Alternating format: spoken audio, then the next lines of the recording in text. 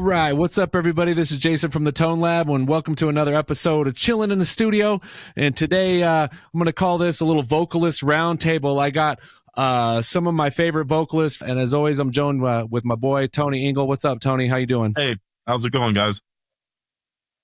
I'm doing great, man. I'm doing great. So I guess I'll do a quick introduction. We'll go around. We got Cy Johnson. How you doing, my man? Good. How about yourself? I'm doing great. Brian Ortiz, Jeremy Munn, and Chris Calloway.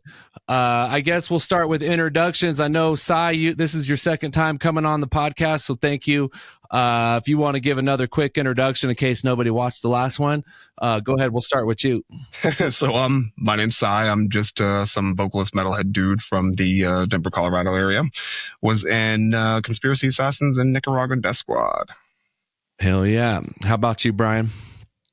I am Brian Ortiz. I was originally from Denver area, just relocated to Tennessee. Out in Colorado, I was vocalist of Apathy and Stratagem, formerly of Decline of Sanity, the Mandrake, and a couple others. Yeah. How about you, Jeremy? I'm Jeremy Munn, also in the Colorado area. I was a vocalist for Butcher Shop and Postal. That's pretty much all. And we got my boy, Chris Calloway. What's up with you, bro? What's up? I'm Chris, also known as Little Steiny or Psych One.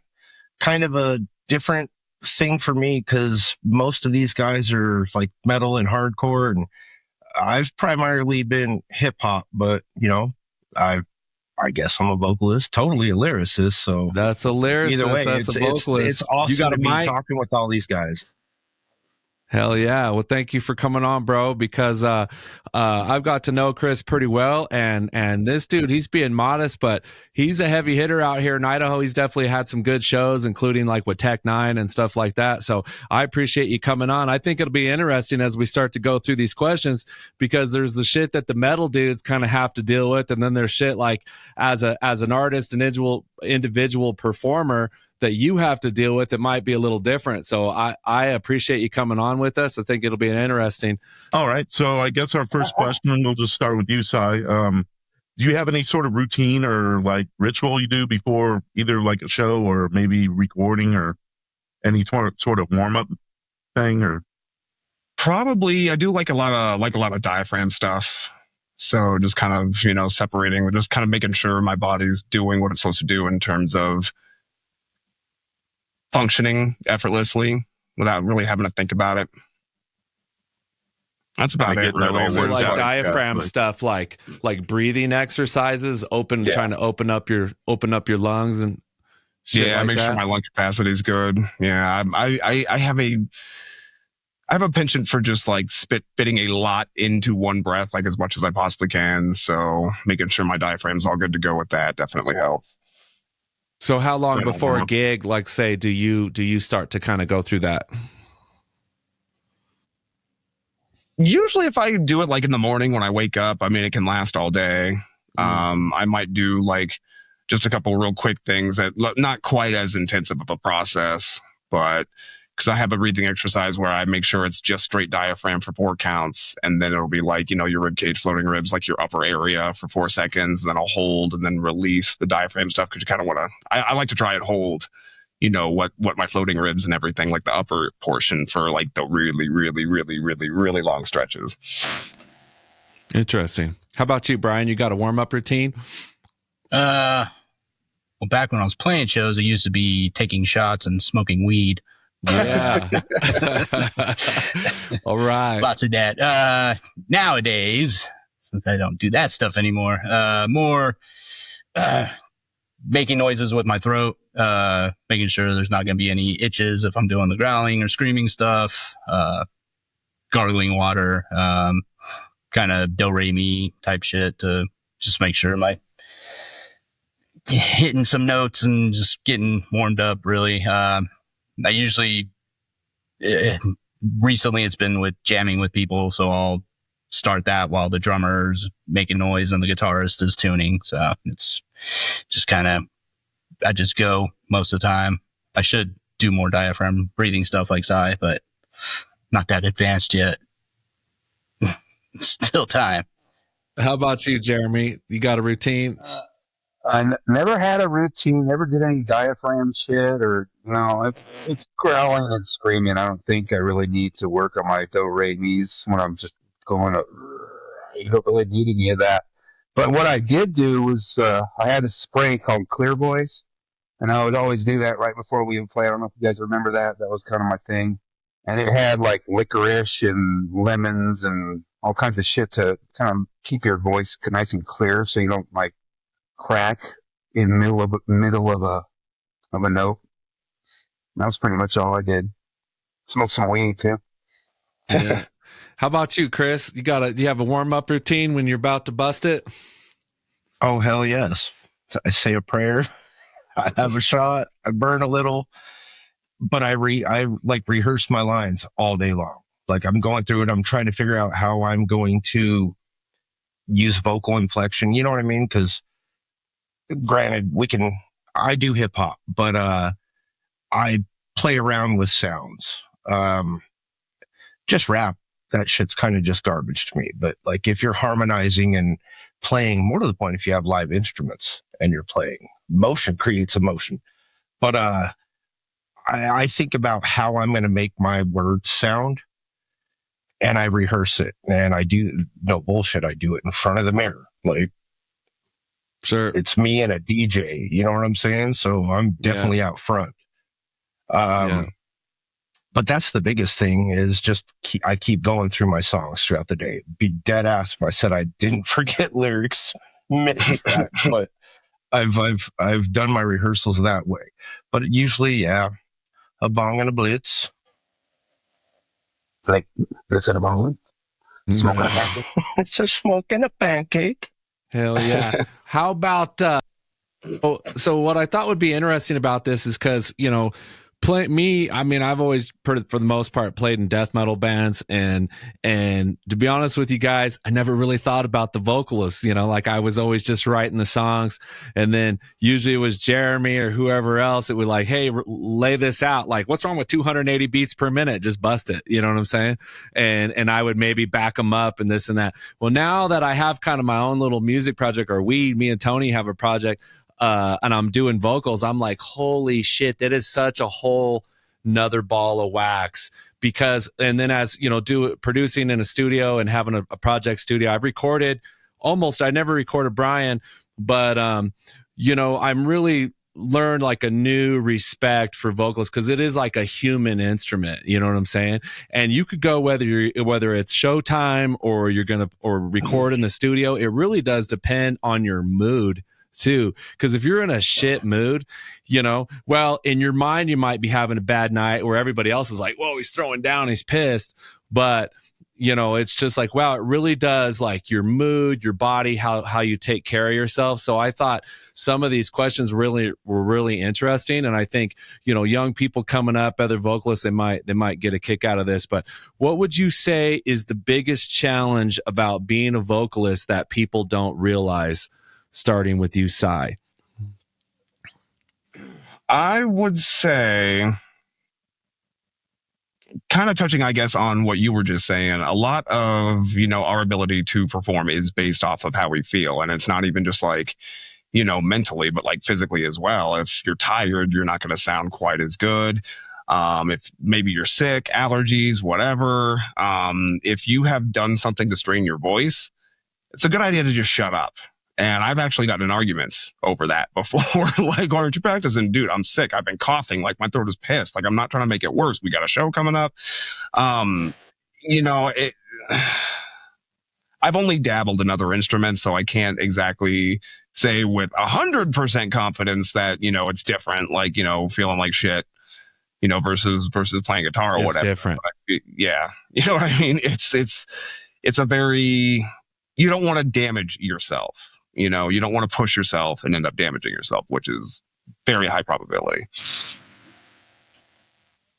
How about you, Brian? And that's not taking away from guitarists. Like, they work their asses off, but like, you're using your throat. Yeah, it's different when it's attached to a human body, for sure. Yeah, physiological. Biggest challenge, I would say, is definitely hitting the notes when you sing, but also mainly just overall standing out and making memorable noises. Yeah, like good cadence for me, just good patterns, things like that, things that make you like memorable. Like I said, make people remember that. I've always appreciated people that have a good command of the crowd and good banter, things like that. So it's hard to have the total package going all the time. And yeah, definitely to what Cy said, sometimes you're not in the mood, your body or your throat is not cooperating with you. So that's always a challenge too, just where the warming up comes in handy, trying to be prepared, and maybe not smoking weed so you don't forget the lyrics. I've learned too. How about you, Jeremy? Got something to add? Well, the question is like for metal vocalists, right? It's for everybody. Yeah. No, what's the biggest challenge about being a vocalist? I mean, they're metal vocalists, but hip hop too. To me, and like an extreme vocalist or metal vocalist, you have to have a lot more range than maybe just a straight singer. You have to have your growls, your screams, and your clear voice. So, like a guitar player, they have their clears, they're distorted. You got all these different things you got to do. You can't just stick with. Well, for me, I think the better singers have a range so they can do all those things. Yeah, that's it. Yeah. Yeah. How about you, Chris? So in the hip hop world, what is the biggest challenge about being a vocalist that people don't realize? Breath control. That's a very real thing. So I give Cy his flowers for that. Like he's doing some exercises so that he can keep that wind going. I can't speak so much now for like newer hip hop. I'm old, dude. I'm an old head. I have a cadence, a rhythm, and I can't do all that shit these kids do nowadays. But even those guys that do it, breath control, like they have certain exercises. Now, as far as all of you metalheads, like growling, I love it. I love it. Love it, love it, love it. I always listen to metal and old school punk, Dead Kennedys, shit like that when I was a little kid. 80s kid, you know what I'm saying? Like skate punk, skate thrash, like that kind of shit. With you type of guys, your genre, the growling and the screaming.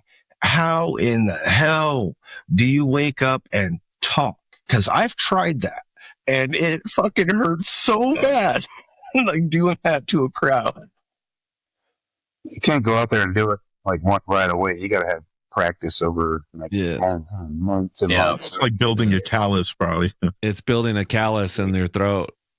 Yeah, that's what I was saying. I like making the noises with my throat just to get that scratch out of the way so it doesn't creep up on you. But yeah, doing growling and singing. Growling and screaming is way easier than singing to me. Like I could do that all day, but singing takes a lot more. And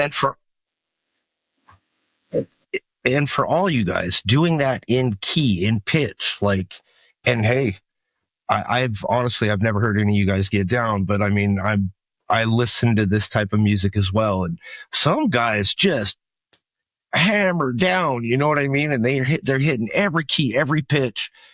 And I don't know what exercise they do, but good night. Like it's impressive. I personally can't. If you were to try and do that in key and in pitch, holy shit, not only how bad does it hurt? So is there a breathing exercise? Is there lemon juice and tea? You know what I'm saying? Like, yeah. What's pushing that afterwards? Yeah. These three dudes are some sick motherfuckers, dude. I'm gonna tell you right now. Each one is a badass in their own right. Brian probably has, the better singing voice. Would you guys agree with that? Brian can sing his ass off, dude. And but everybody in this room has definitely got a long resume.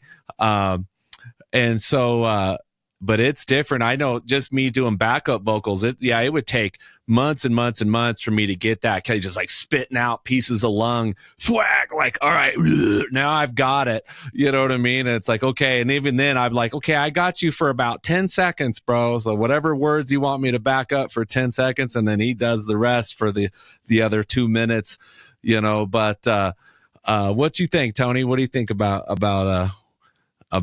where we're at here? Oh, I just think what he was saying is a perfect segue into the next question, which was like, he's a hip hop guy, but he likes metal. So I'm like, wondering if any of you guys, even though you might do death metal or something like that, if you might prefer like melodic vocals over heavy vocals, or if you just like them both, or what's your preference? I guess Sai, go first. I don't know. It's hard to say that I have a preference necessarily. I definitely appreciate all of it. The bulk of the kind of stuff that I listen to and like in terms of my own vocal style is definitely just straight aggression. Like, I mean, Cryptopsy is one of my favorite bands of all time. Yeah. I think they have one album where they were singing on it, and that's it. What did not go well for them. The friends hated that album. I love it, but you know, there's other albums like I don't know, all the older stuff like Done So Vile. It's just all just, you know what I mean? Like, that's in terms of what I really enjoy the most. Producing would have to just be just straight aggressive type stuff. I haven't really found an outlet for maybe a lot of clean singing stuff yet. So one day with any luck. How about you, Brian? What's the question? The question is, do you prefer aggressive vocals, melodic vocals, a mix, and why? Personally, I prefer a mix. Love aggression. I also love good singers. My dad and my grandpa were opera singers, so I kind of grew up. Really? Wow. Yeah. Wow. So it was kind of I had it in me, I guess, because when I started doing a band, I played guitar, and then I wanted to start a band, but everybody in high school played guitar, so I couldn't start a band with 7 guitarists, so I switched to drums, actually. Yeah, nowadays you can. So actually I went to drums, and then I was the only one that tried to do vocals and fell in love with that, and that's when I like switched over to vocals. But yeah, I've always loved variety and dynamics, so I mean, I do more growling and screaming than I do singing, but I like to intersperse it in there to, you know, alleviate some of the aggression sometimes. And again, dynamics is just big to me. That's a good answer. How about you, Jeremy? I don't prefer either. It has to be done well. It's always my thing. I don't like some cheesy clean voice just to do a clean voice.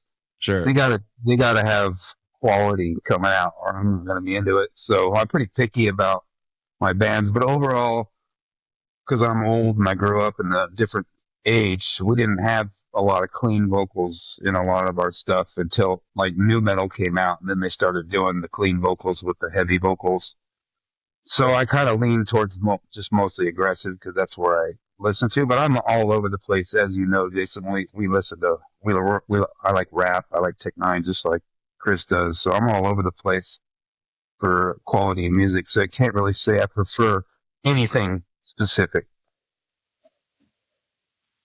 Yeah, that's a good answer too. What about you, Chris? You have a preference in your vocal styles, whether you're doing your own or you're listening to different stuff? Like, what is your preference? Totally. Like, well, first and foremost, I love aggressive, but I'm with Jeremy. I feel like there's got to be a mix. Like, I don't know how everybody here feels about Everlast. Like, fucking love Everlast. What that dude does, not only does he play guitar, yeah, some of it's processed, but like, he is an artist. He gets grimy with his vocals. He gets that grit. As far as like harder shit, say what you will. I love 4 Years Strong out of Salt Lake. They're just a bitchin' band.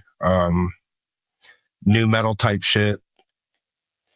I love it all, but really there's got to be a blend. I have friends that show me tracks that are just hard, and it's just, And it's like, all right, man, well, where's the break? Where's that going to change a little bit? Yeah. So I feel like there has to be a mix of it. I do like it when it gets broken up and people can harmonize, or not even necessarily harmonize, just a change up. Harmonize. I like harmonizing. How about you, Tony? Do you got a favorite vocal style?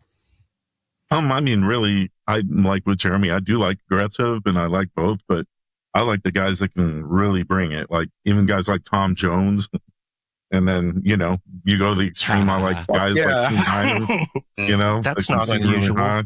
Mike Patton, of course. I think that dude's just amazing. So I like the talent, and I mean, me, I like all types of music regardless. So if it's awesome, it's awesome. If it's not, it's not. And I don't care whether it's hard or whatever. Right. Well said. I always say that with all different types of music. If it's talented, I'll hear it and I'll like it. You know what I mean? But if it's just out there just wanking, it's like, and they're just trying to collect a check, you can hear that too. And it's like, and it's funny, we're using the word singer versus vocalist versus there is a difference, and they're all good. But one might sing where the other's using his voice more as an instrument, as right. The notes are kind of there, whereas his I don't ever refer to myself as a singer. I never have, I never will, because I don't sing. Rarely did I ever pull out a clean voice.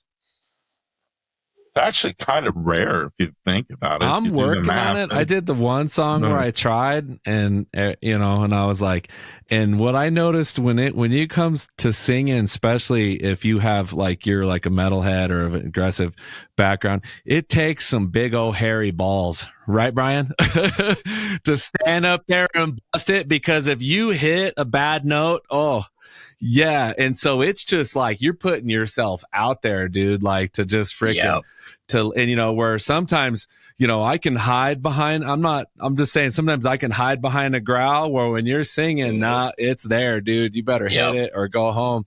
How has y'all's vocal styles evolved over time? Like, I know me personally as a musician, and I'm doing vocals, going from death stuff to whatever, now that we're doing a recording project, I'm kind of throwing it all out there, and it's just like, well, I think I can, and I'll just kind of give it a crack. But, there's a lot of stuff that ain't never going to see the light of day, because it's like, no, I'm not putting that out. But, how about you, Sai? How has your vocal style evolved over time? Well, it's definitely gotten more versatile in terms of I guess sounds produced, because I, like a lot of metal vocalists in my little area of operation. I feel like the vast majority of us started off with just a typical Cookie Monster, just low guttural kind of, whatever, if that's what your, natural voice does. I know there's, other dudes like Knock Loose, for example, not a low fucking note in there. You know what I mean? But it has gone from just kind of a simple monotone kind of, barking into, I don't know, kind of hitting all of it. I mean, the lows, the mids, the highs, the different other, just vocal techniques, fries, things like that.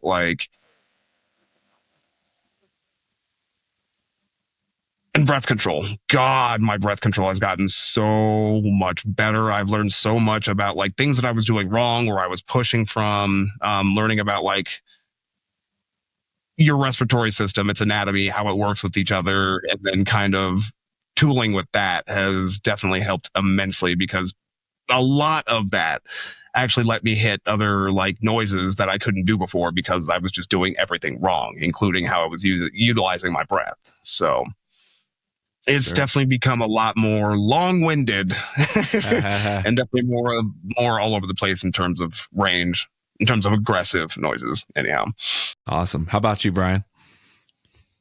I feel I've gotten cleaner, especially after quitting smoking and drinking years ago. I too would say I get more versatile. And I heard it with Sai when we do metal karaoke. He got more guttural. I got a little more guttural here and there throughout the years. And breath control too. Another big thing with that was I learned years ago, but you have to remind yourself that it's to really go wild on stage and jump up and down and try to be, interesting to look at. And then you come to a singing part or, a hard part and you're out of breath. So, being aware, like a couple of you guys had talked about, just breath control, being in control of what you're doing and ready for what's coming up, is a big one. But yeah, all in all, just, a lot cleaner since I quit smoking and drinking. It helps tremendously. Who knew? Who knew? Who knew? How about you, Jeremy? Well, I think when I first started, I was just doing the deep growls, and then later on, I started evolving into the high pitched screams, which to me are harder to do than the deep growls. I can do deep growls all day, all night long, and it doesn't fuck with my voice. But I do those high pitched screams, and that shit fucks with your voice. So I think getting better at those definitely took a lot of time and evolution. And then right at the end there in Postal, I started doing some clear vocals, and that was a real challenge for me. I think that's the evolution though for any singer, vocalist. That's me. How about you, Big Chris? The way my stylings have changed throughout time is I've gotten more into melodic singing. Like I want live instruments. I want singing, not just a steady cadence. I'm not saying I'm the best singer in the world, and I definitely have some shit that'll correct that. But I'm getting in more into, well, actually singing as opposed to just spitting a poem over a cadence, so to speak. You know what I mean? Yeah, And yeah, again, I've heard not some the of your best singing singer. shit too. I think you sent me something and I thought it was pretty good. It's kind of stoner rocky. Stop it. Would you? Yeah, I thought it was pretty good, man. You wouldn't Thank be you. sitting here if I didn't think you were good, bro. Trust me. Thank you. Many thanks. What you think, Tony? Well, how's my vocal style changed? No, Yeah. no, it stayed the same. You've gotten quieter.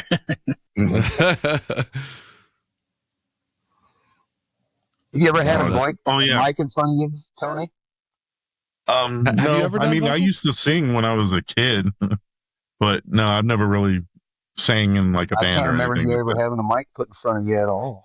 I actually, when me and Chris Brinley were jamming like crap back in the 90s, I did have, when I was playing drums, I did background vocals, but it was for like, a few weeks. We never Was it played the out or choice? nothing like that. Yeah. It was after that. It was when he was doing his hippie crap. Oh, okay.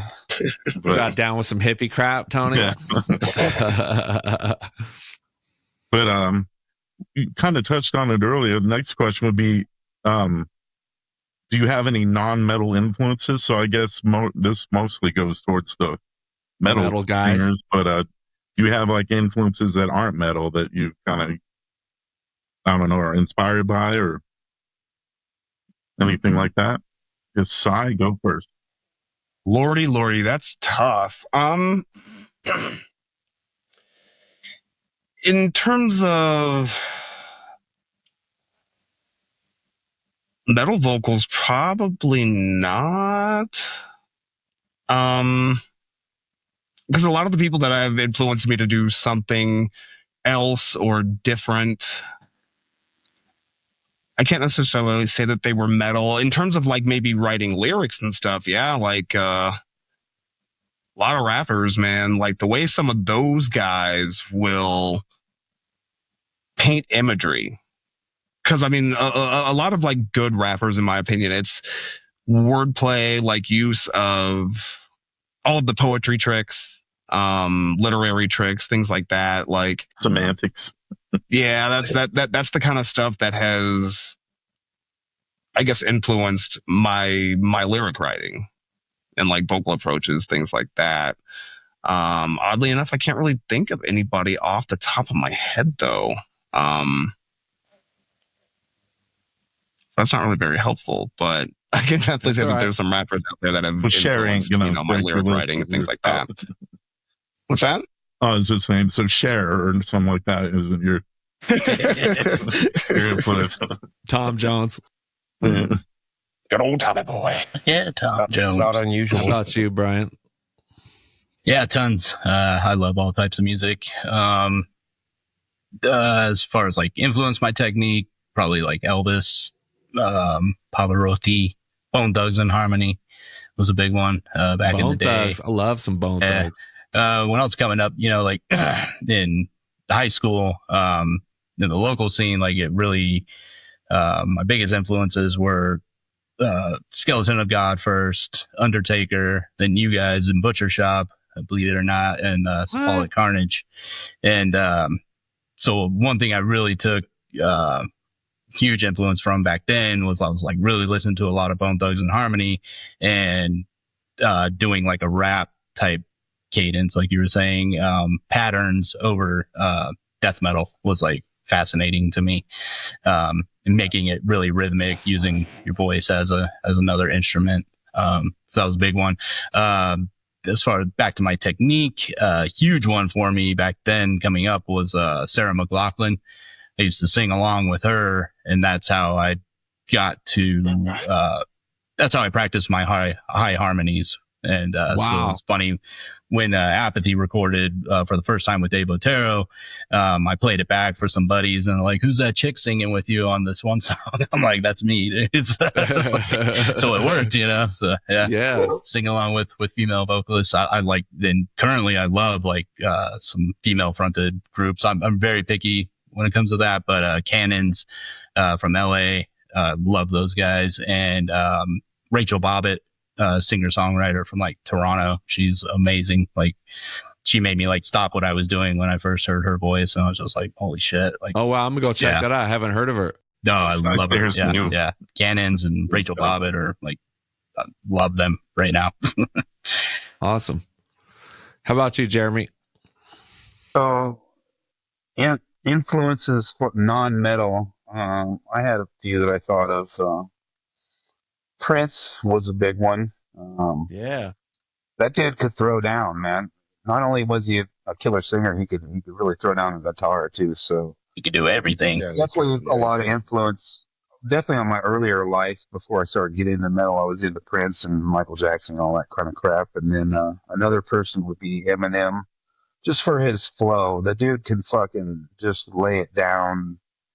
He can write tons of lyrics. He can just do a lot. And then James Hetfield from Metallica, just for the dude's crowd control. He has killer crowd control, and he's a fucking riff master. So a lot of those guys had a lot of influence on me through life, and didn't really influence my music style, but just see how they performed or see how they did the crowd was a big influence for me.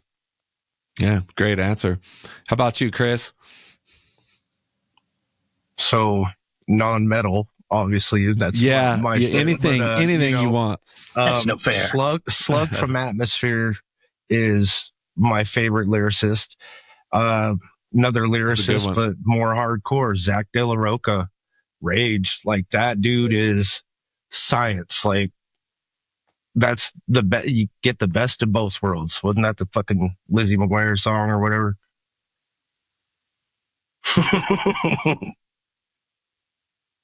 But Zach How about De La you, Rocha, Tony? Do you got your favorite non-metal singer or any singers that have influenced your technique, Tony? Well, technique's influenced by, I guess, everyday chit chat. But I would say if I were to say my favorite non-metal singers, I pretty much mentioned them. It would be, I'm all over the place. I do love Elvis, by the way. Like people kind of underestimate that dude was actually had insane vocal control. Yes, he did. And then guys like Mike Patton, Tom Jones is another one. I mean, there's a bunch, Tom Jones is getting a lot of airtime. You get a lot of love. Awesome, dude. Like, I think he's underrated. Unusual. Yeah, the dude's pretty amazing. I think we're a bunch of middle-aged women or something like. Yeah. But I mean, there's give me the vapors. Like some people just got kind of boring though. In like the '90s and early 2000s, people were just kind of getting everything was getting kind of where they're not focusing on being talented and just kind of mumbling or freaking being all like the chick singers like to be all mousy sometimes. I'm like, nah, I want to hear the belt, you know? Yeah. That's always been my thing with vocalists, and because as a musician and as a music connoisseur, as a producer, I like all types of music and I like all types of vocals. You know, I mean, obviously some of my, you know, Opeth,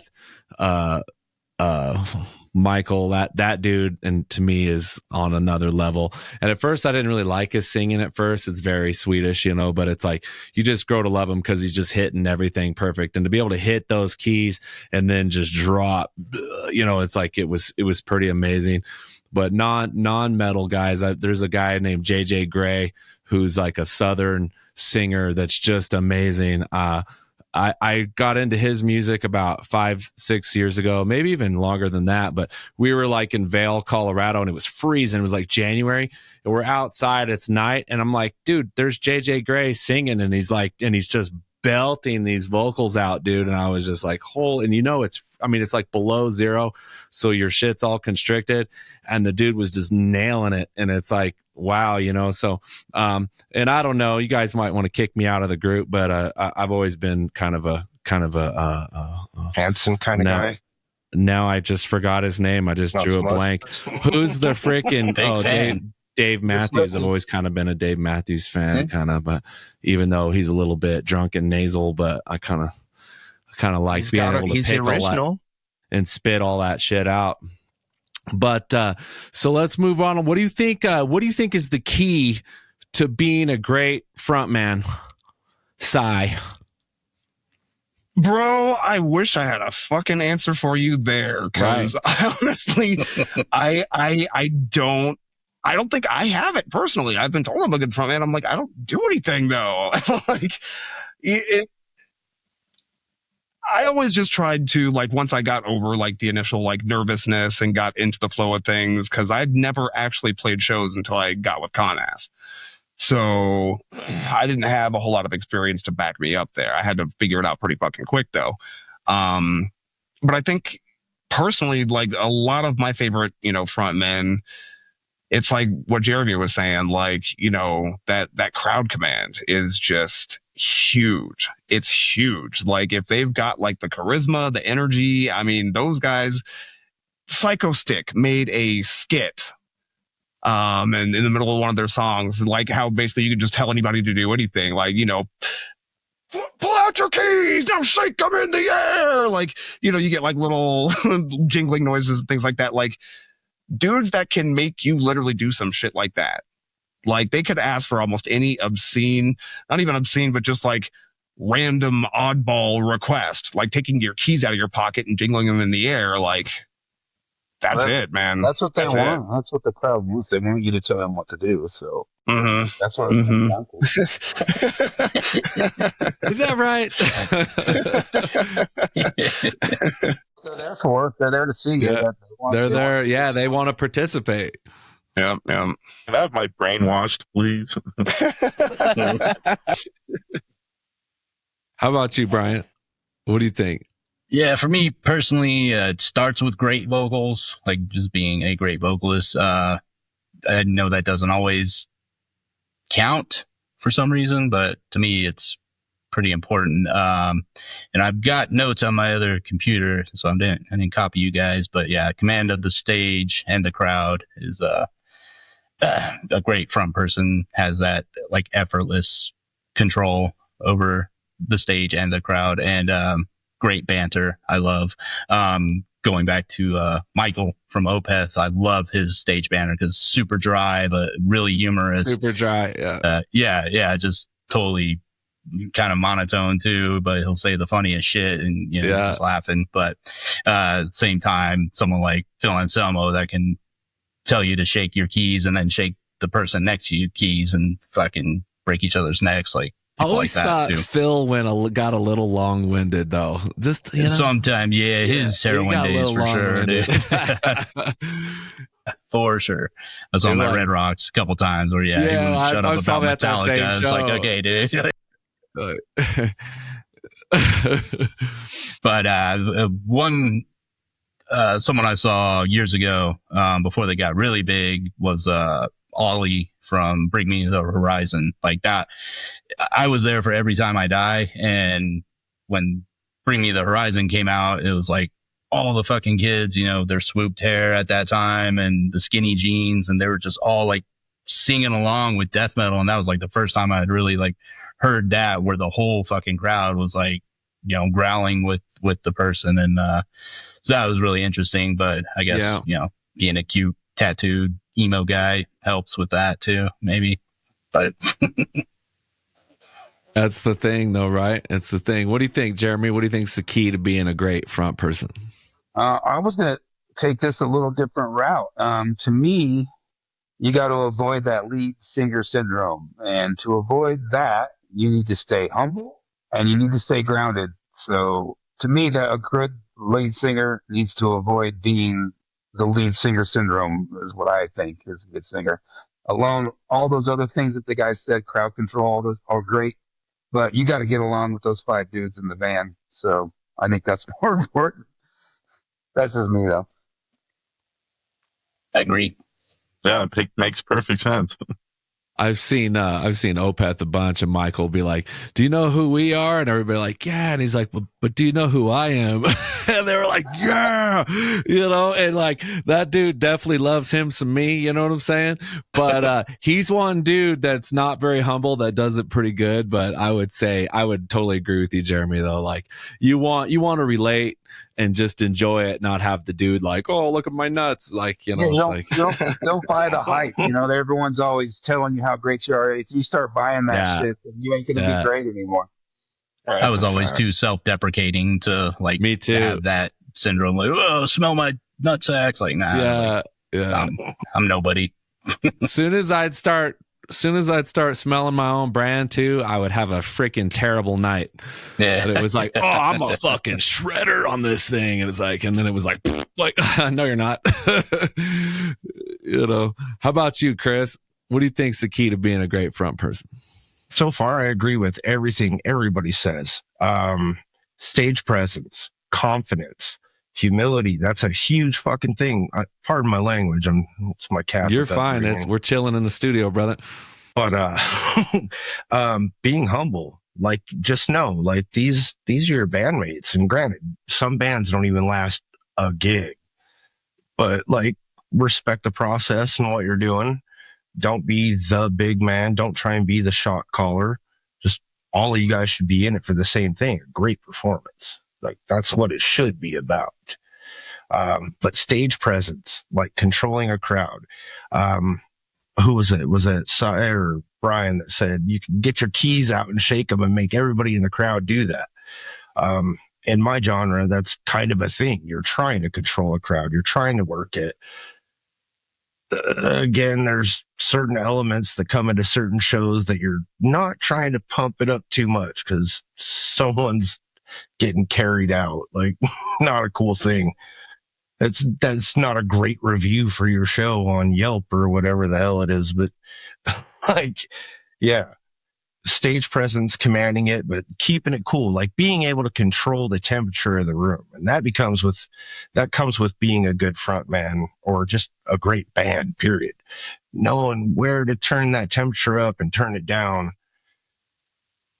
But yeah, I would say overall crowd control, confidence, stage presence, but being humble with everybody that's on stage with you. That's huge. I was just thinking a great combination of the stage banter and self-deprecating humor was Peter Steele from Typo Negative. He was like, king of that. You talk about confidence. Dude's like 6'6" and fucking imposing, but totally busting his own balls like the whole show. And yeah, he was amazing. Vampire. Yeah. Homeboy died all early too, didn't he? He died pretty quick. Yeah. Going on 15 years ago. What you think, Tony? Do you gotta what do you think might be the key to great front person? What do you like in your front man? Well, I just think everybody pretty much touched on it. And there, you vocalists, there is a fine line between confident and cocky, and what's that mean? So it is. It's easier said than done, I think, for some people to ride that line. I'm offended. Be humble. I gotta get my helmet real quick. Find a safe place. Yeah. No, you'd say the same thing about us guitars, so it's all good. Yeah. It's the But bass I think players that there's are a just fine hanging line out. between like being cocky and being humble, or confident anyway. Yeah.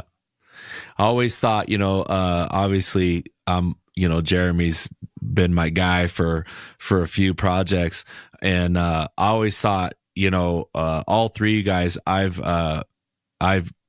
had jammed with Jeremy. I haven't jammed with you guys, but I've seen both of you guys in action many, many, many, many times, and I thought definitely the three of you guys are all got it like figured out, and I do think that some people just have it.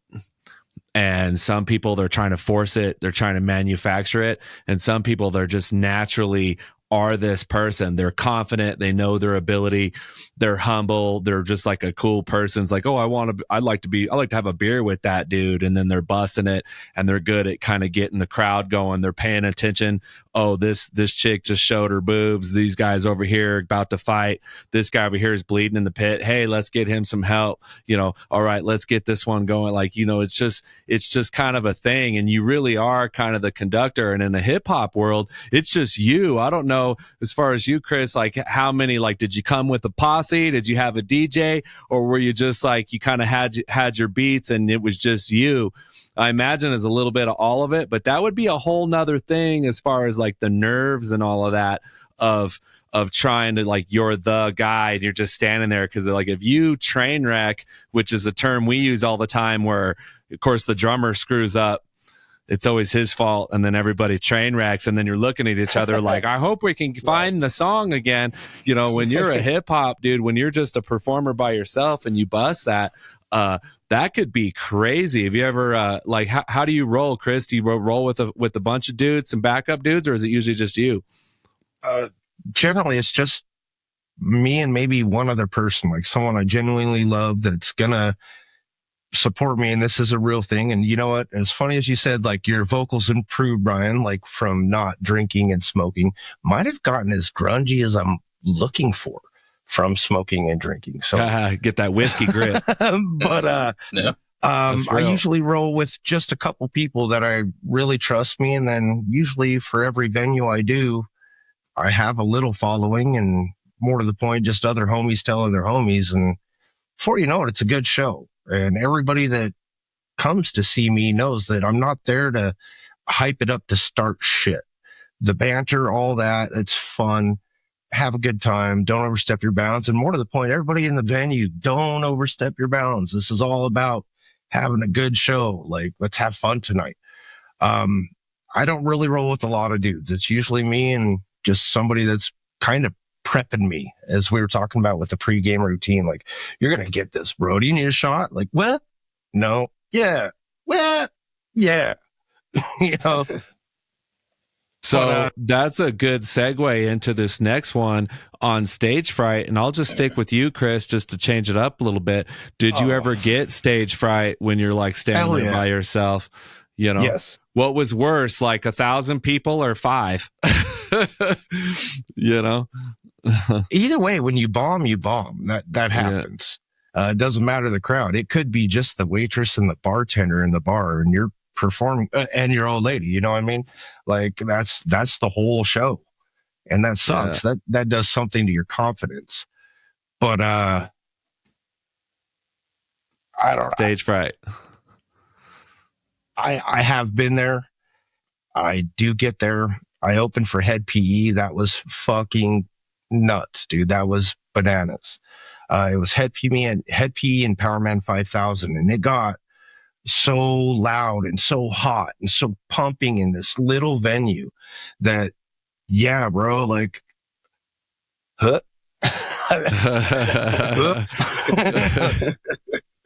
But I had that one friend with me that's like, you got this, dude, you got this. But stage fright, scared shitless.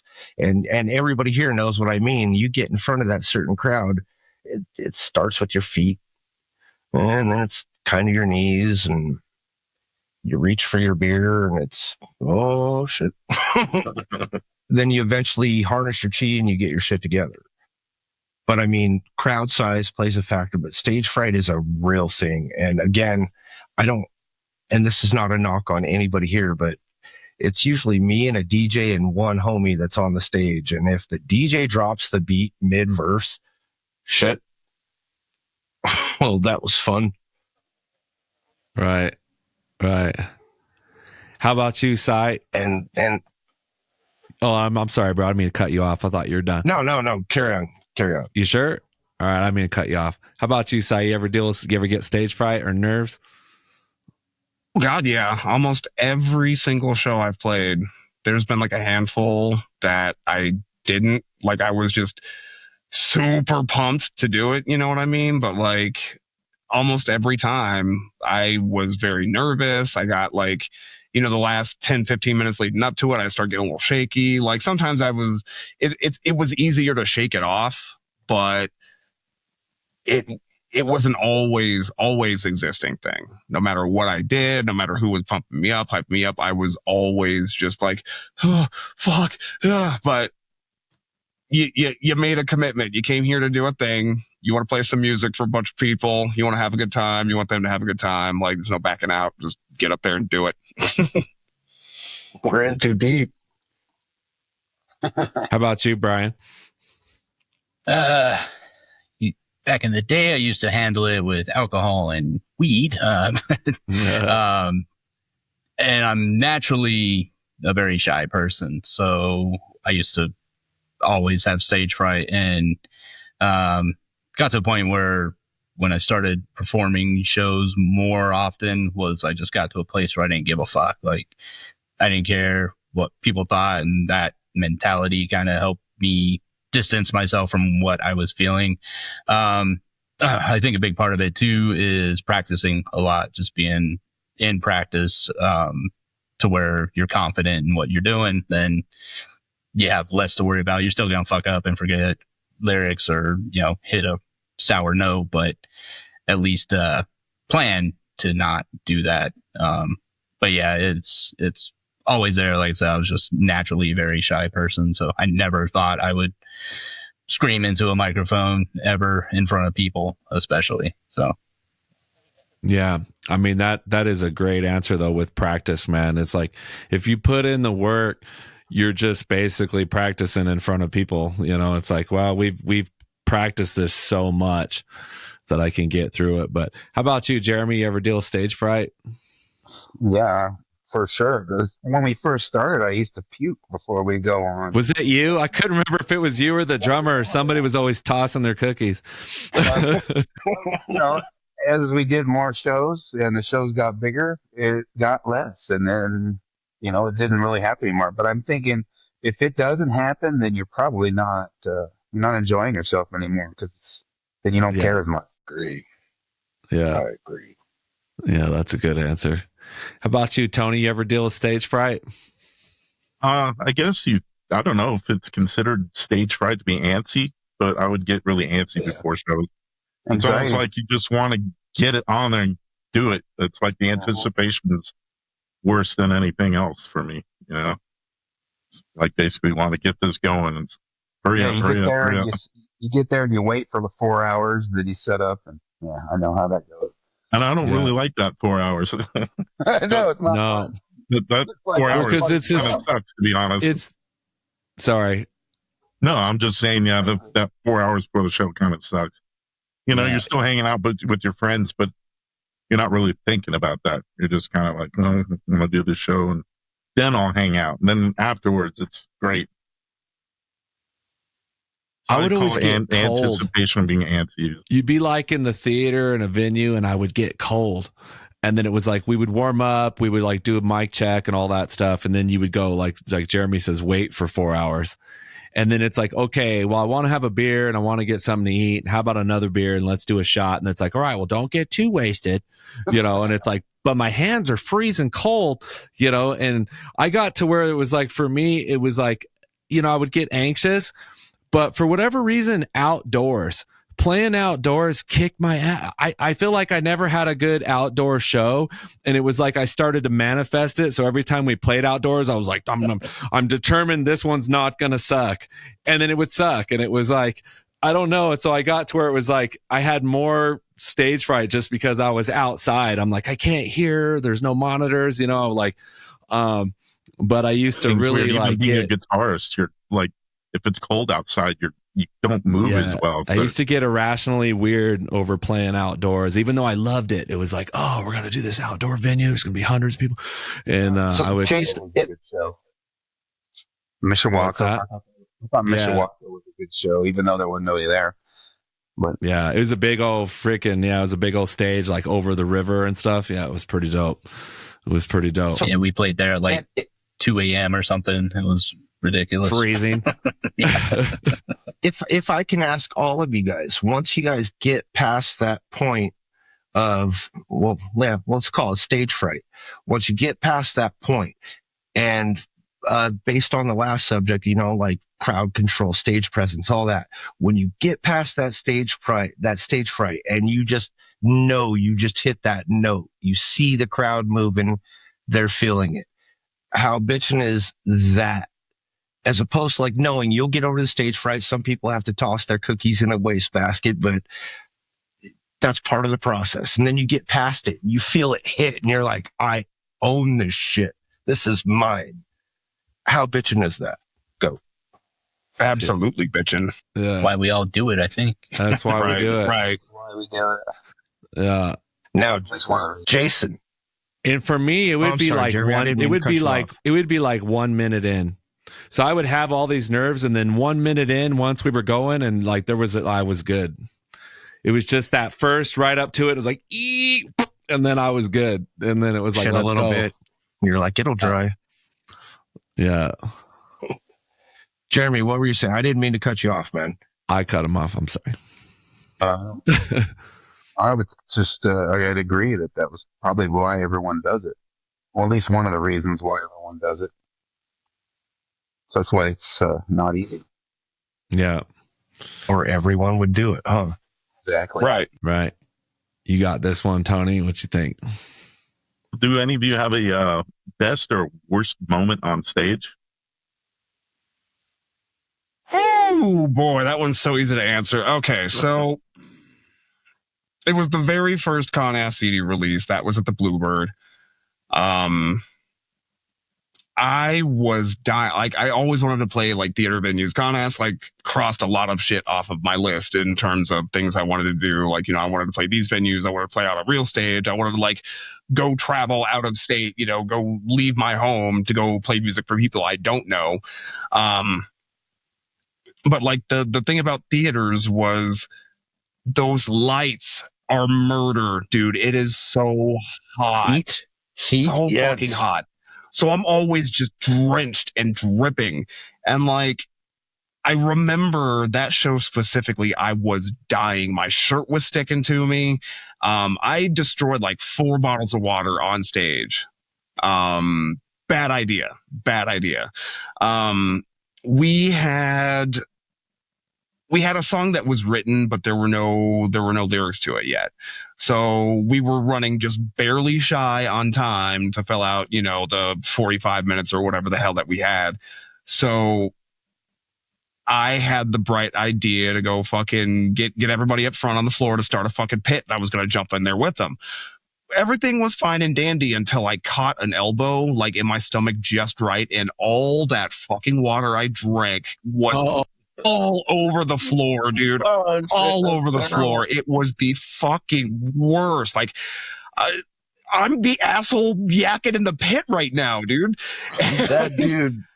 I remember all these people like, you didn't seem like you were drunk. I'm not fucking drunk. It's just water. Like, it was so terrible. And like the funniest thing about that was like, there were these chicks that were in the pit, like watching it happen. Like, they had brought me more water.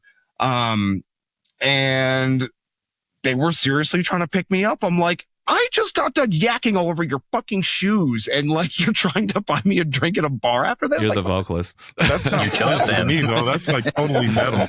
You're still All right, I guess so.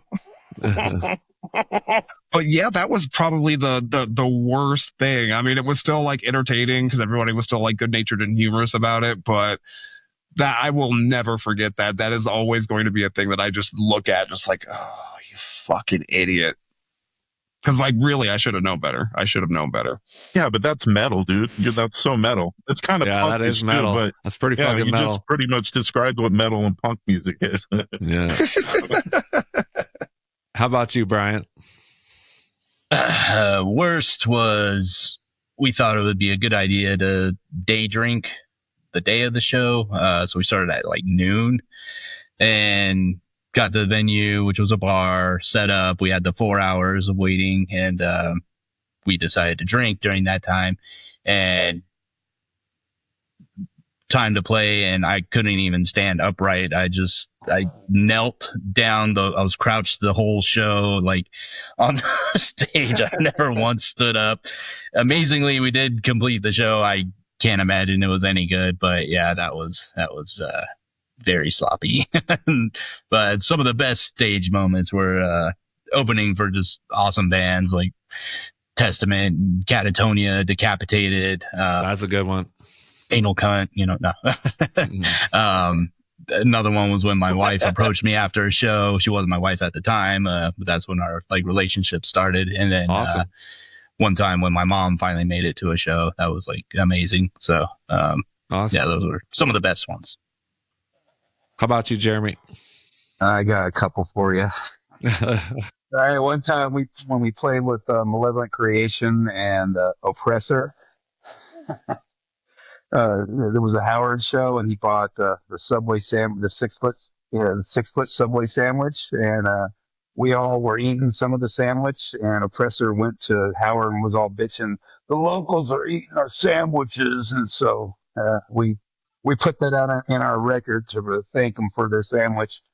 And another one that I remember pretty well is our CD release party at the Bluebird Theater.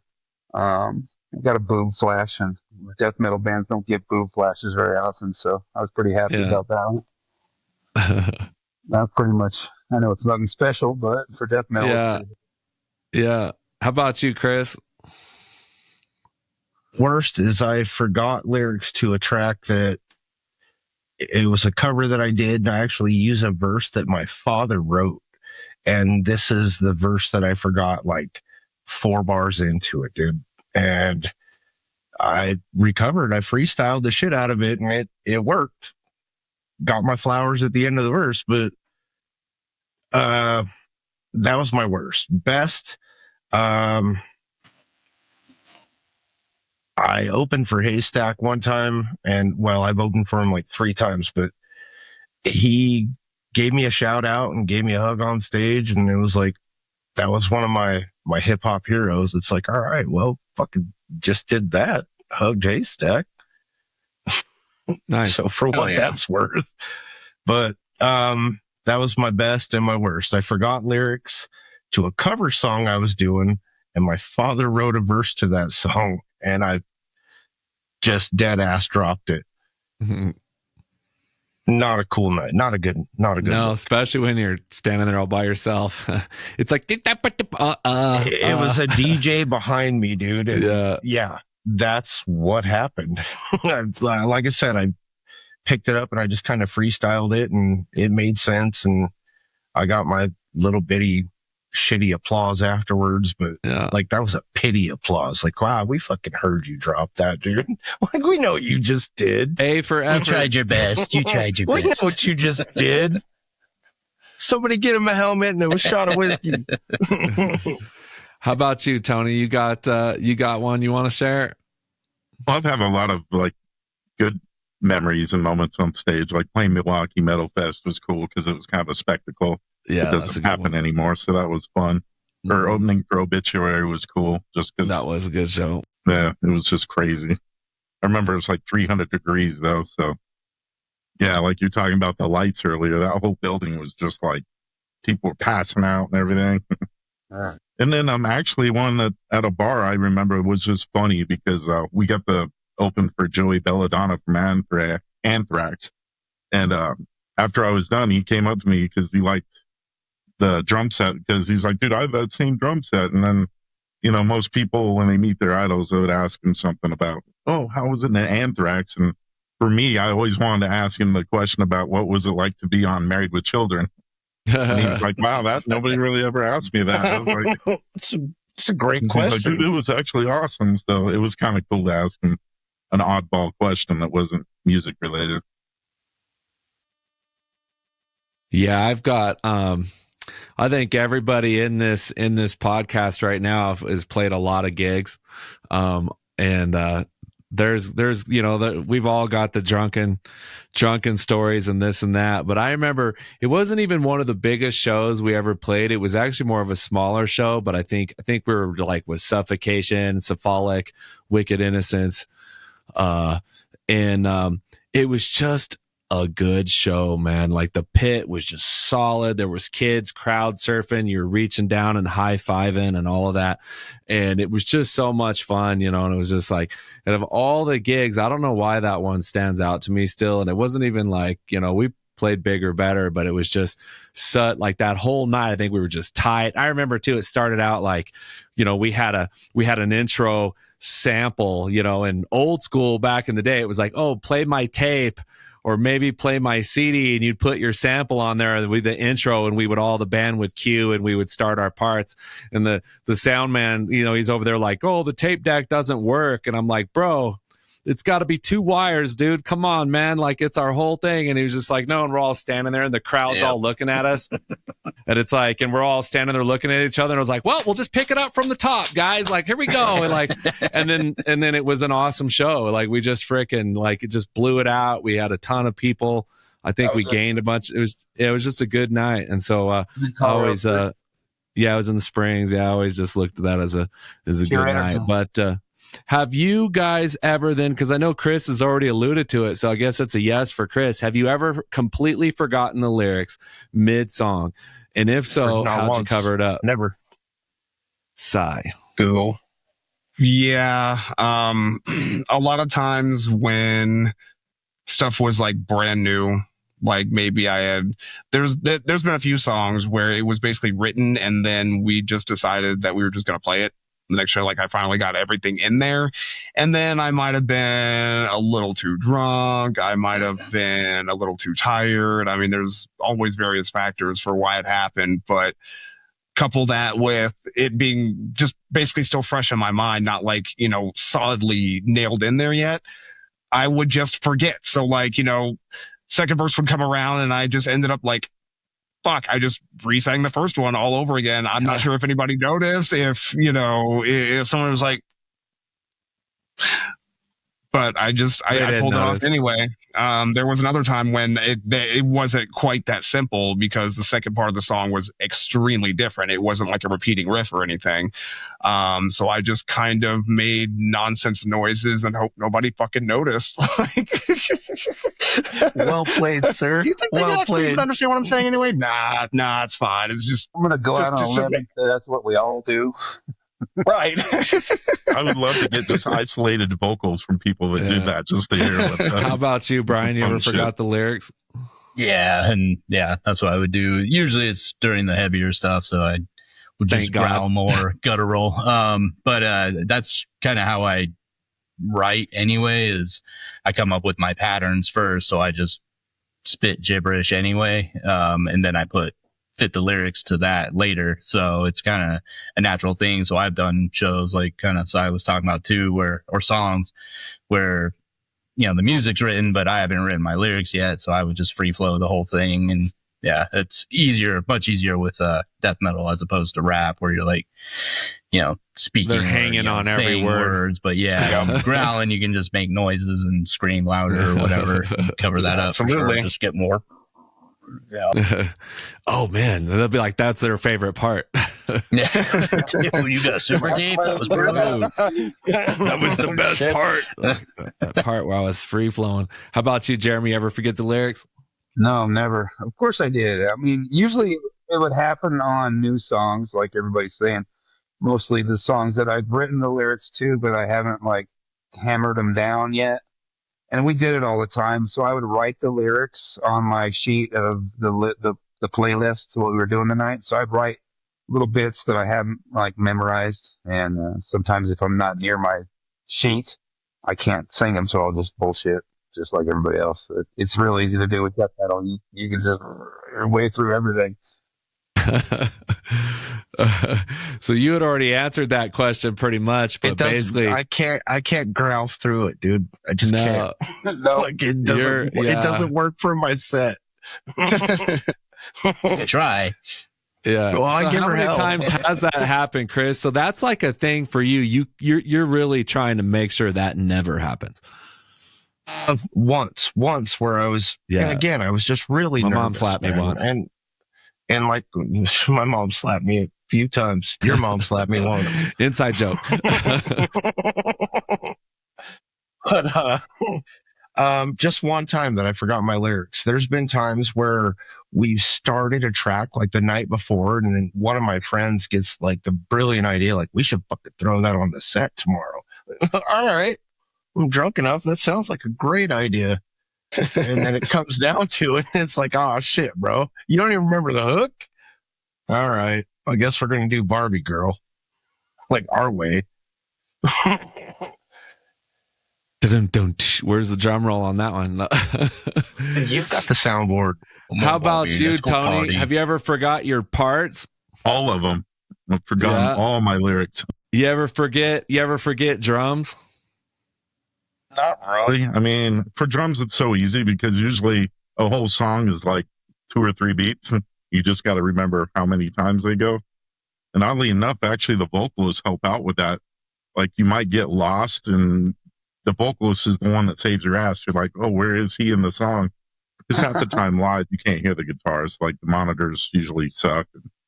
It's almost you and the vocalist kind of floating sometimes. So, I mean, you might brain fart, but you catch it really quick, because especially playing drums, you really don't want to screw up because it screws everybody else up. So, the brain fart, but you can usually, it's kind of like growling through the thing. You can kind of flow your way through it usually. So for all of you guys, if I may ask, like, when you have that, regardless of which bandmate, like, drop the ball or shit the bed, so to speak, whatever, whenever there's that falter, right? Like, how are you, more to the point, what's your reaction? And then how do you pick up from that to where everybody's just like a nod and Morse code or whatever, and you just get it, like, all right, shit just happened, keep going. usually we turn around and look at the drummer and like, what the fuck's going on? It's always the drummer's fault. Rule number one is I've never got to jam live where yeah. Tony was the drummer. All my drummers were always forgetting their parts. Like, dude, that's not even the right song. They like changed mid bar, and like that's the problem with death metal. Right? It's all the same. And so it's like next thing you know, they're doing a whole nother song. You're looking over at them like, oh shit, I guess we're doing the remix. Rule number one is do not stop. Just keep going. Hopefully it'll. You got to keep going, and you got to Yeah. practice that. You got to practice that in the rehearsal spot. Like, no matter what, if someone messes up, you got to practice. You got to practice, keep going. That way you don't train wreck. I think I've only been involved in like one train wreck where it was just like when nobody knew what the hell, and you had to like start over. Probably an outdoor show too. Yeah. Well, man, Train this wreck's has a been pretty. statement. Yeah, this has been a pretty wild. I think you guys did really good, man, because there's 6 people in here, and I was kind of nervous all week. I'm like, how am I going to do like 6 dudes and it not be complete chaos? And actually, you guys are all super chill. This has gone really good. We're a little bit over the time, but I want to thank you guys for coming again. Super interesting conversation. Just to finish it up with like I got like a couple questions left. Like, do you think the front man gets too much attention in the band, or is it deserved? Sigh. I don't know, man. I tried my best to not necessarily try and put focus on me. You know, it was always a very like, I approach it with the attitude like, yeah, I'm the dude with the microphone, but I can't do this without all these other dudes like next to me and behind me. Like, I'm not special. There's bands that play instrumental all the time. You know what I mean? Like, that don't have vocalists at all. So I'm not going to sit here and act like I'm tough shit. I'm the guy. You all must fucking love me. That's not really like my approach, attitude, or style to it. So I feel like my answer to that would be somewhat biased. But I think in certain circumstances, like just bands that I've seen, oh yeah, they are definitely the focus, and I don't think it's necessarily always deserved. Sometimes, yeah, but not always. And a lot of it's just what kind of a person they are. Like, not that egotistical, everybody fucking love me kind of thing going. I guess it like, depends on how good their solo project goes, right? Right. Hard to argue with that, unfortunately. Yeah, it's like, that's definitely the reality. Need you clowns, and they go do a solo project, and it's like, oh, Bruce Dickinson, now you got to come back. Yep. Your solo shit sucks. How about you, Brian?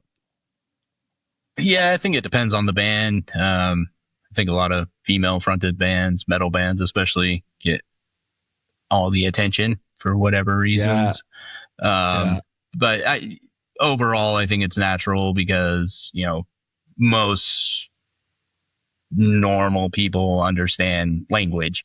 They don't understand what it really takes to like be a musician or play an instrument, so it's something that they relate to more easily. I think it's just kind of human nature. Yeah, that's an interesting take on the female vocalist too.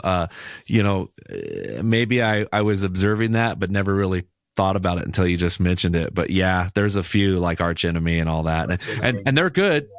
They're good, fantastic vocalists. But man, Arch Enemy is a great band with great musicians. But now it's just the blue chick, So I thought they were way better before with Angela. Angela, yeah, you like the old school chick? Good. I don't think she's as good. In my opinion, she looks great. They're just as popular as ever, so that I guess goes back to Brian's point. Good. She looks good. That's the reason why. And what I was going to say about this is, it depends on the band. That maybe the singer is a little bit overblown. Like a band that I can really refer to is Slipknot or Stone Sour. That dude, like, he's pretty big. I don't know if he needs to be as big as he is. He's just a vocalist, but he has a little more talent because he plays guitar and all that shit. So I think if they play all the music, they probably are blown up more, like maybe Trent Reznor or something like that. They're like, he's like the whole thing.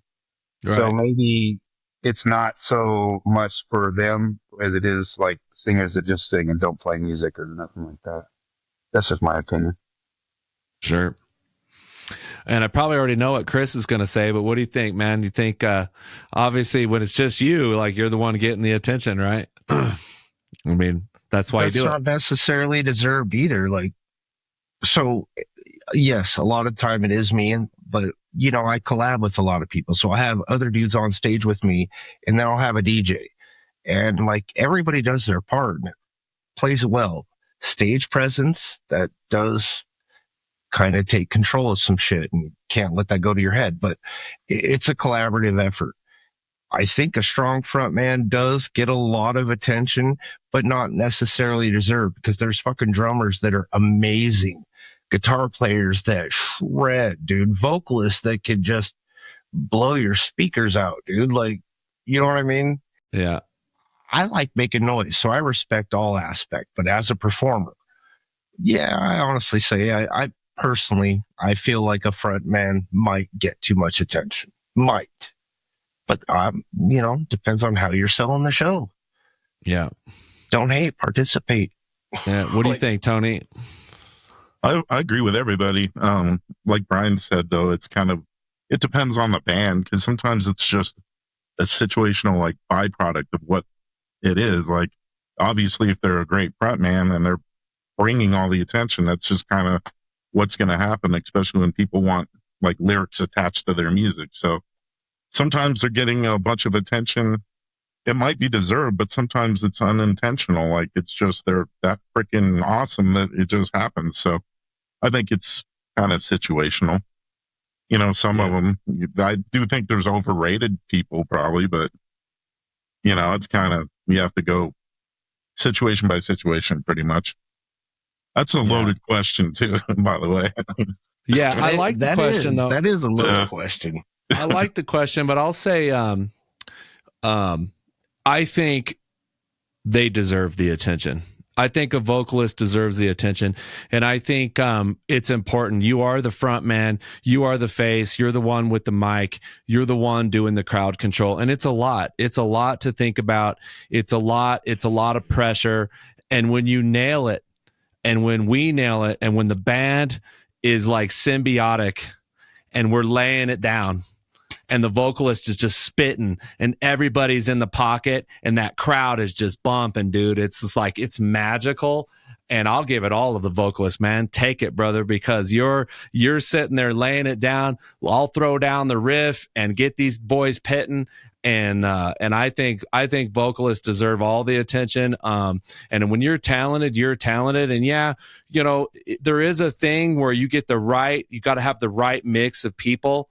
You know, we all know all the bands. There's groups where it just didn't work, and there's groups where everybody was clicking, and it's got to be the right symbiotic thing. But when it's right, it's freaking awesome. And that's probably, you know, we're doing a bunch of music and stuff now, but you know, we're just doing a recording project with Playgrat. And so it's like, that's the one thing I miss, man. I miss that when we're just all in the zone and it's popping on stage. So I think y'all are some badass mofos, and I think you deserve all of it. And so really this thing went a little long. We're almost about an hour and a half. So I'm going to try to wrap this up. I got one kind of a fun question. If you could perform with any band, who would it be? Psy. Like, That's I such could see a buff myself question. That's being so on that. buff, dude. Like, seriously. That. Whew. That's really hard for me to answer, like, just straight away, because there's a lot of factors for that. Like, I guess I would have to take the approach of what band do I feel I could actually fit in with, because I mean, God, dude, I would perform with so many different bands. Like, I would love to perform with Meshuggah, but yeah, you were just there. Wouldn't that be fun? Oh, dude, that would be the sickest shit ever. I mean, they're literally my favorite. They are my number one. They are my all time. But in terms of what I would deliver vocally and how I would, if I felt like I would actually deliver a solid performance, I'd probably say Chelsea Gren. I would say Chelsea Gren, dude. Like, their last few albums, like they had like the one album that was split, and then the one before that was a full length. Like, bro, that's my realm for sure. So Chelsea Gren would probably have to be it. Good answer. How about you, Brian? Pantera. Hell yeah. That'd be You'd have fun to as start fuck. drinking and smoking again. Yeah. They're old too, man. So it'll be all right. They're older than me. Yeah, maybe some acid bath. That'd be sick, too. Oh, That would be fun. hell yeah. How about you, Jeremy? Dead would be Death. Death would be the shit. I mean, they're the top of the pinnacle for me. I mean, for death metal. And Alive would be Igor, because they're just the shit right now, and that's where I want my metal music to go. So that's kind of where I'm living. Yeah, I'm a big Igor fan right now. I can't get enough. How about you, Chris? I could only just perform with them. Give me a chance to record them, but perform with them. John Fogerty, dude. That's me. I grew up on that shit. I love it. Hard right. Yeah. I like felt like it. that was hard correct. Not hard right. Hard correct. John Fogerty, Right. man. I grew up on that shit in my house. And that dude could growl before you guys had growling, right? Like, he put his little gravel in his voice. And yeah, fuck it. I don't care what you guys think. I love John Fogerty. If I could perform with anybody, no judgment. John no. Fogerty. None. I was I like expecting all kinds of like weird stuff. Eminem or Tupac or something like that was where I was expecting you to go. But you Right. surprised me. Well, see, I love Tupac, but I'm also like, if I may ask, Brian, you're probably a year younger than me, right? You're like 29. Bless your heart. You're like 29. Yeah, I'll be 47. I grew up in with all a that, couple but no, like in my household, dude, I grew up listening to so much. My musical variety was just off the charts amazing, but I gravitated towards hip hop. I knew kids that were doing graph. I did graph forever. I'll never tell you my name. Ain't trying to get locked up on live, but I did graph forever, and I just knew a lot of kids that rapped and shit like that. So I had a hip hop element and I ran with it, but I had James Brown, I had Elvis, Creedence. I had so much Creedence in my life. It was amazing. John Fogerty. Awesome. All right. Awesome. Sorry. Cool answer. Sorry man. I took so How long about with that. No, you're fine. You're totally good. How about you, Tony? Oh, man, I'm done. Sorry about the dogs. Chopin. No, Chopin? You never had a drummer or guitarist, so that's probably a good opportunity. Frederick But no, effing like Chopin. Iron Maiden, I always thought would be cool, especially live because dragons popping out of the speakers and shit. I always thought that would have been fun, like 80s Iron Maiden. Yeah. Don't even sweat it, bro. I got you. We were doing those so are good answers, man. I don't even know, dude. Like, I don't know. Sometimes it's like I'll be, at work listening to music and it's like I can picture myself being in that band. That'd be so fun. You know what I mean? But I don't know. I'm kind of an Opeth nerd. Like, I'd maybe even just like to tune his guitars a little bit. I don't know. The guys are freaking genius. So I'd like to hang around him a little bit. Somebody school me who Opeth is, please. Somebody, I'll school you, bro. I'll school you. I'll send you some like stuff. All of you guys have talked about him, and I have no idea. There's a couple of us. I guarantee I got a homie or two that does, but I don't. Yeah. Ghost of No, you're Reverie, good. man. I love that song.